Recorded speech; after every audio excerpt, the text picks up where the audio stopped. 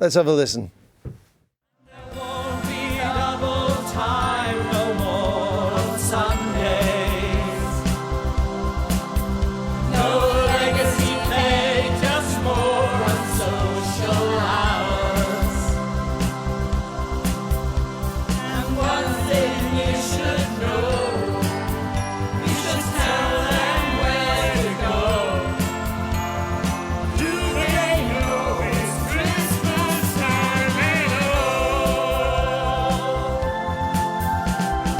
B&Q, Tesco and Waitrose, John Lewis, Cafe Nero and Dees. Be ashamed of how you treat your staff. Well, I think that gives you a flavour of it. The Labour MP who organised and starred in the recording is Siobhan McDonough. She joins us now, as does the Conservative MP, Kwasi Kwarteng. It looks like you took all these people hostage and made them sing. They did it all of their own volition. They did it because they want to talk about low pay and about how people are being hit by the national living wage and losing their other conditions. They're not perks. They signed up for double time on Sunday. They signed up for double time on working bank holidays.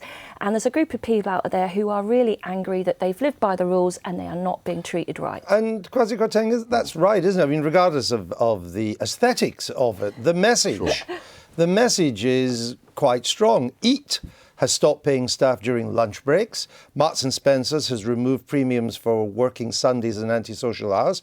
Tesco's cut overtime pay, changing it from double to time and a half. B&Q have dropped double pay on Sundays and bank holidays. John Lewis and Waitrose staff, you now have to serve probation before you can share in the bonus. And Cafe Nero no longer get a free lunch while on shift. That's worth complaining about. No, I think having to do a probation before you share in the bonus isn't the most terrible thing to have to do that. They're planning to do a lot worse, Kwasi, in the new year. But beyond the specifics, what about the other ones? You appreciate that with the national living wage, they're having to pay more money to more people. And these companies, they're not charities, they have to make money. And they have to. They do, but they have to keep doing that. If they don't, so that you take away a free lunch while you're on shift. Yeah. I mean, well, it may seem petty. You don't pay people for their lunchtime. I mean, how much are you saving? I mean, how mean? I mean, but these people are well-established companies. We had a chat, Kwasi. Hundreds of thousands of people. These people are good people, and they get up and they go to work every day. And just like all of us, they have to pay their mortgage. They have to look after their kids. And it isn't right, and it shouldn't be happening. And the only reason that this issue is being talked about on this programme is because of the video. I mean, your government dines out on its desire to do something for the just about managing.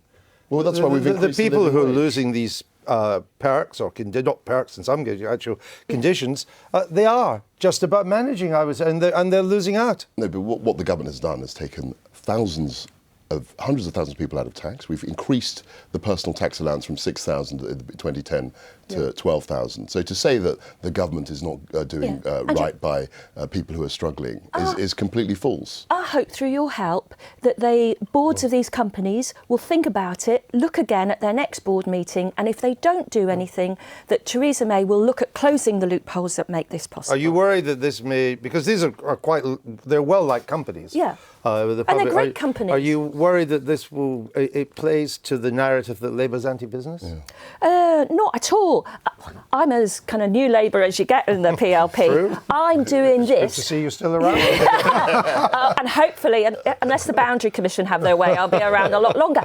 But I am doing this because we could find no other way to give voice to these people. Certainly, I mean, Marks and Spencer's, it's had its problems recently, but its profits last year were £690 million. Absolutely. Now it's saying that it wants to remove premiums for working Sundays. And when I worked as a student, you got more if you worked on a Sunday. But Kingfisher, hold on, let me finish. Kingfisher, pre-tax profits of £436 million in the first 6 months. Tesco, 71 million pre-tax profit in the first 6 months. Cafe Nero, which isn't as huge a company as that, 24 million in profits, up 8.5%.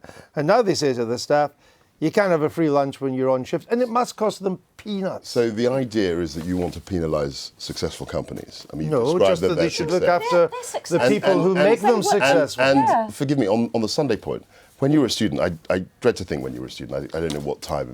Oh, you don't get personal, do you? but that could be a Sundays mistake. were completely different. Sundays were a completely No, different these people cultural. have a employment they were contract which gives them double time on a Sunday. This group of people in Marks and Spencer's have worked there since previous to 2004. They've done 30 years for the firm and they love the firm, but they're upset that it's not doing right by them. Okay. James, what's your thoughts on this? Well, look, sympathy with both positions. I mean, they've got to make these companies. That's got no to use. make. I know exactly. But I suppose the challenge, I suppose, is do you know some companies that are doing this well? Because it's all very well to complain, and it's a difficult environment. We do have record employment and record low unemployment. Those perks are going, some of them the conditions, but pay is obviously going up. Well, who are the companies that you think are doing this well? Well, the company that I know just off the top of my head is Pret. Their employer says he says my staff are my bread and butter, if you excuse the pun. There is no way I'm going to do this to them. And it's just about fairness. It's not about anything bigger than that. I mean, Tesco's taken on 15,000 extra seasonal workers this Christmas.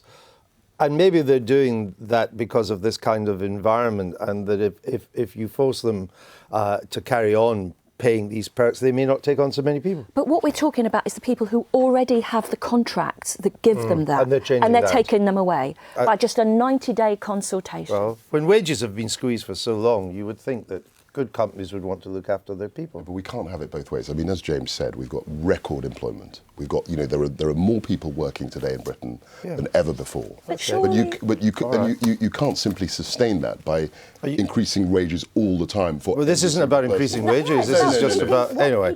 Well, I think we've done it. We've run out of time. Are the Tory MPs going to produce one?